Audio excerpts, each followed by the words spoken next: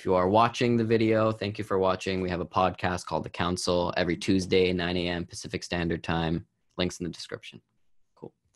Okay, next movie. This is the year. I didn't really know much about this movie. Nobody really knows much about this movie. It's directed by David Henrie from Wizards of Waverly Place, and it's executive produced by Selena Gomez, also from Wizards of Waverly Place, and it stars a bunch of Disney people, like Greg Sulkin's in this, Jeff Garland's in this, Laura Morano's sister is in this. Laura Morano, because Liam's shaking his head, she was from Austin and Ally. Greg Sulkin was also Wizards of Waverly Place. Jeff Garland was the Goldbergs and a bunch of other stuff. He was also, if I'm not mistaken, on Wizards of Waverly Place. I'm going to fact check that. I think he was Jeff a guest Garland? star. Probably. I think so. It was, this movie was very, it feels very much, and also his, like David Henrie's brother is the lead in this. So it's a lot of like friends and family helping him out. And I first heard about this movie on YouTube because David Henrie just started popping up everywhere. And it was from a Bold Entertainment and Novo, who I've never heard of before in my life.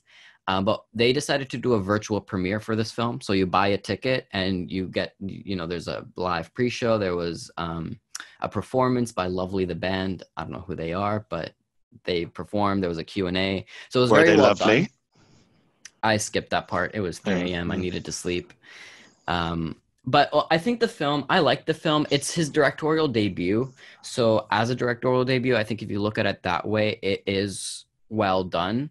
My problem with it is it's a teen rom-com, and just think of any teen rom-com you've ever seen, and it's this movie. Like, it's so full of cliches that I wish they would have done something more to just add to the story a little bit. Like, if you like teen rom-coms, this is another one to add to your list. It was fine. But I think if you're not going to add anything to this genre, then why do it in the first place? Unless you're kind of using this as a film to learn, then I understand that. But when you're putting it out into the world and asking people to pay for it, I would expect a little something different. But as I said, as a directorial debut, it was pretty good. I think some of the shots were interesting. The performances were also quite good. Actors transitioning into becoming directors, I think, is a good move because actors really understand other actors. They know how they like to be treated and how they work. So usually you get a better performance out of that.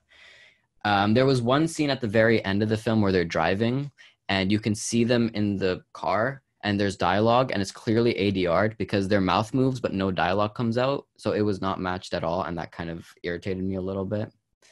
But yeah, overall it was good. Oh, last thing I wanted to touch on. After the movie played, Selena Gomez and David Henrie came out and they talked a little bit. And Selena Gomez was like, yeah, as a woman, I felt so empowered by the female characters in this movie. And I love that this movie had change. But I was sitting there like, where is the change? Because it's not a change to the genre because it's the exact same movie. Like literally any other teen rom-com you've ever seen, it's this one. Where's the change in the cast? Because it's all white except for David Henrie's own brother. Where like, and even the characters themselves, they're so stereotypical. They're so cookie cutter. So I don't understand that comment. But overall, I think it was a fun film. I would give it a 6 out of 10. It was a good first film, and I'm excited to see where David Henrie goes. Because he has a good relationship with Disney. I'd give him like a Disney Plus show. Maybe he could direct a reunion of Wizards of Waverly Place. I don't know. But as a good first film, I think this is a good first film.